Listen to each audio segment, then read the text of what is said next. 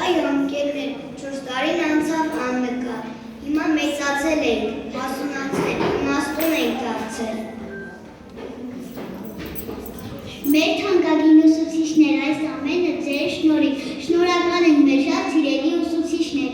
Ընկեր Կիրակոսյան, ընկեր Հակոբյան, ընկեր Պողոսյան, ընկեր Մովսիսյան, ընկեր Քալվետյան, ընկեր Կարապետյան, ընկեր Սարգսյան,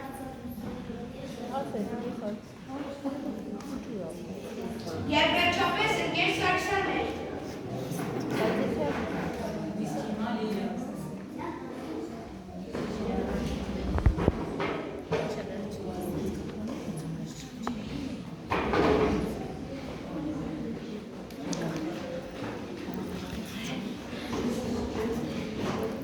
Իսկ հիմա գնանք Նարեկես տուն և տեսնենք, թե ինչ խորհուրդներ են տալիս տատիկն ու մայրիկը։ տես, շված ես,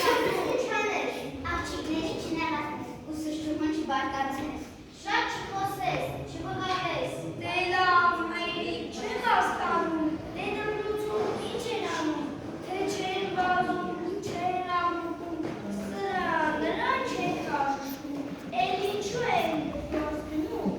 որ այդպես է, լավ է, որ ես դպրոց գնամ, այսօրս կպաճարեմ և պապաղան գնեմ, ոսիները պետք գնամ, իսկ երներս պետք չեն ինձ։ Իրանց հիմա ես խանութից գնեմ մի մեծ նարինջ։